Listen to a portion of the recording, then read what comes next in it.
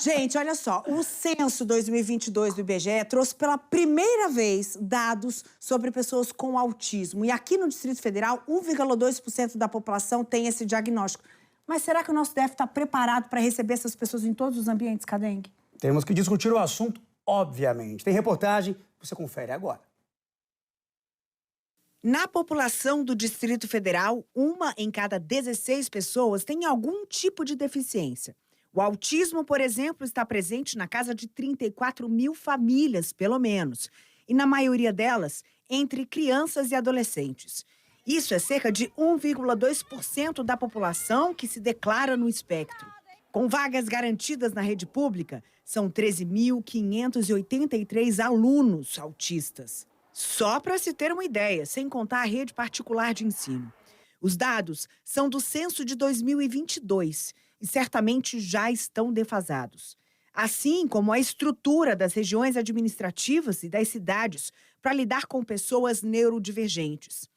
A Lucinete é conselheira tutelar e mãe de autista. Recebeu o diagnóstico da filha há mais de 20 anos e abriu a Abraci, Associação Brasileira de Autismo, Comportamento e Intervenção, uma instituição para trazer às famílias o apoio que ela não teve. E afirma: hoje, o sistema educacional segue despreparado para a realidade. Eu, Lucinete, faço uma crítica à pedagogia engessada. Essa que não sai ali do seu contexto para, de repente, exigir que o aluno faça uma letra cursiva, que não quer adaptar tecnologias assistivas. Nós hoje já temos tecnologias assistivas. A maioria das secretarias, elas têm resistência com essas tecnologias assistivas. E, na verdade, a pessoa com autismo, ele é muito comparado à pessoa com altas habilidades. Então, você tem uma chance muito maior do aluno te dar um retorno se você oferece atividades de acordo com o seu hiperfoco, né? De acordo com as suas habilidades ali que ele consegue executar nos ambientes sociais, no ambiente onde tem um número maior de pessoas. E qual seria o cenário ideal? Sempre tratar na individualidade da pessoa com autismo, né? Seja o programa educacional, seja a questão da monitoria, né? A nível de Distrito Federal, nós já temos, por exemplo, uma questão da insuficiência de monitores para o número de alunos. A reflexão é bem profunda. Acolher as diferenças e ir além. Adaptar o acesso às necessidades e habilidades de cada indivíduo. Pode não ser muito prático, mas é de fato o que faz a diferença. A mãe do Léo é o exemplo disso. Recebeu o diagnóstico de autismo com choque. Os sinais que o filho apresentava quando bebê não eram os clássicos que identificavam logo de longe o autismo.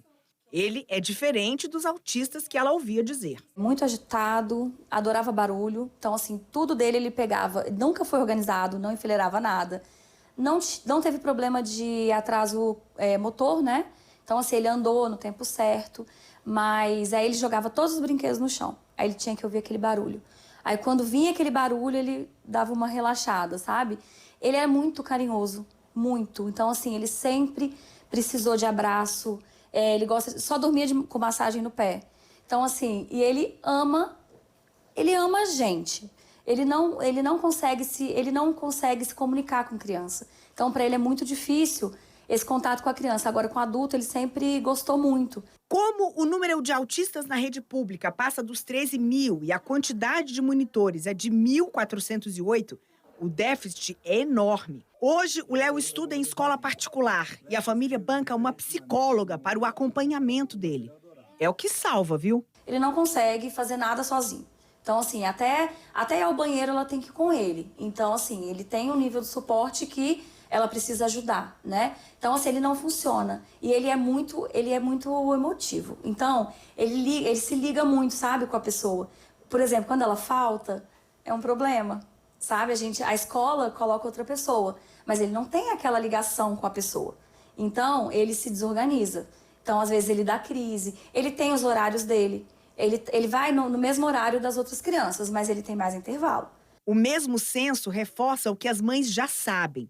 Mesmo com maior frequência à escola durante a infância, muitas pessoas autistas não conseguem permanecer na escola, aprender ou concluir a trajetória educacional. Poucas conseguem concluir os estudos e quase 1 em cada 3 adultos com autismo não completou sequer o ensino fundamental. E os outros ambientes, por exemplo, shopping, clínica, cidade, parque, restaurante? Difícil também, né? Assim, a gente tem hoje 2 lugares que a gente frequenta de restaurante, que todo mundo já conhece o Léo. E não é fácil mesmo assim, mas a gente vai porque ele já está ambientado, tem que ter uma brinquedoteca, ele já foi expulso de brinquedoteca, né? Então, assim, por não se comportar da maneira esperada, não tem uma pessoa que saiba lidar. Dados demográficos são importantes indicadores do que precisa, pode e deve ser melhorado. Criadores de políticas públicas devem se debruçar nesses dados e ter a coragem de mudar o sistema. A sociedade, claro, tem que ajudar, sendo receptiva, prestativa e assertiva. E se você quiser ir além, pode apadrinhar uma criança assistida pela Abraci e abrir as portas para quem costuma as ver sempre fechadas. Então tá aí, ó, para você entrar em contato com a Associação Brasileira de Autismo, Comportamento e Intervenção, Abraci, se quiser adotar uma criança e custear o tratamento dela, é só ligar para o 61 99 1060034. E tem @Abraci_DF. Vamos abrir as portas para essas pessoas. Exatamente.